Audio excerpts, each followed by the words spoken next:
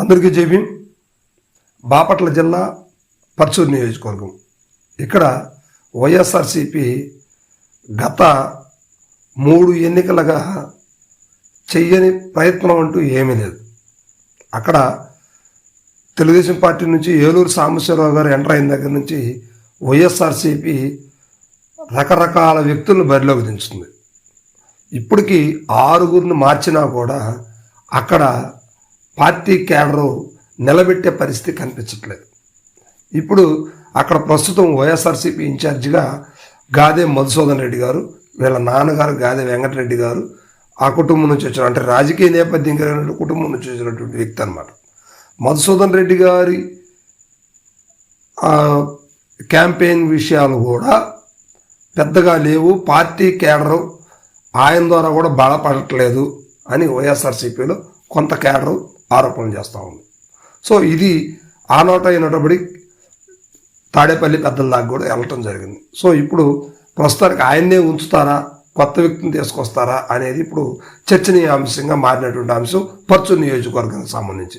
ఇక్కడ బలమైనటువంటి వ్యక్తిగా అవతరించినటువంటి వ్యక్తి 2014లో రాజకీయ అరంగేటం చేసి ఎట్ ఎ టైం గెలిచినటువంటి వ్యక్తి. అదేవిధంగా 2019లో గెలిచారు. అదేవిధంగా 2024 మొన్న జరిగిన ఎన్నికల్లో కూడా గెలవడం జరిగింది. ఇప్పుడు ఇక్కడ వైఎస్ఆర్సీపీ రకరకాల ప్రయత్నాలు చేసింది.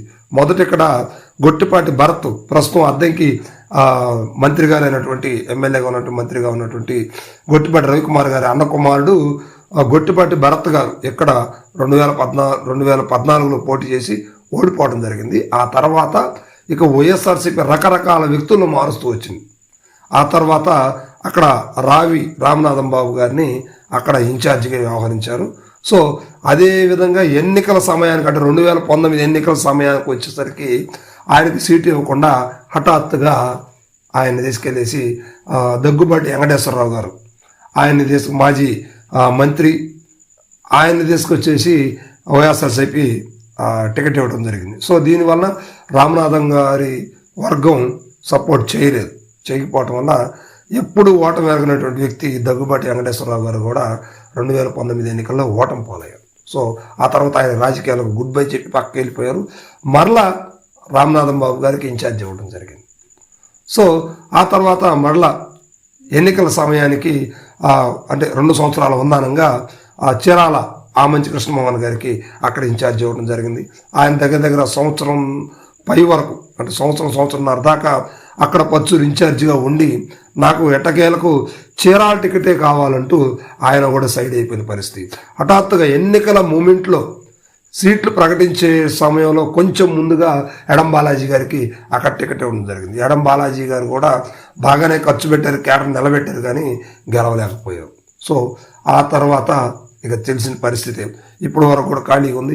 6 నెలల క్రితం గాదే మధుసూదన్ రెడ్డి గారికి అక్కడ వైఎస్ఆర్సీపీ ఇన్ఛార్జ్ ఇవ్వడం జరిగింది. కానీ ప్రస్తుతం అక్కడ పర్చూరులో ఉన్నట్టు వైఎస్ఆర్సీపీ క్యాడర్ ఎటువంటిది కూడా మారే పరిస్థితి లేదు. కొత్త వ్యక్తికి అవకాశం ఇవ్వాలనే వార్తలు అయితే వినిపిస్తూ ఉన్నాయి. ఇది ఇంకా అఫీషియల్గా ఎక్కడా కూడా అనౌన్స్ చేయలేదు. కానీ మొత్తం మీద మాత్రం పర్చూరులో వైఎస్ఆర్సీపీ క్యాడర్ దెబ్బతింటుందా అని ప్రశ్న మాత్రం హైకమాండ్ దాకా వెళ్ళింది. సో దీన్ని దృష్టిలో పెట్టుకుని జగన్మోహన్ రెడ్డి గారు ఇక్కడ కొత్త ఇన్ఛార్జిని ఏమన్నా ఏర్పాటు చేస్తారేమో అనేది మాత్రం అన్ని రకాలైనటువంటి వార్తలు కూడా ఇప్పుడు రావడం జరిగింది. సో ఇది ఎంతవరకు జరుగుద్ది అనేది మాత్రం వెయిట్ చేయాల్సిన పరిస్థితి ఉంది.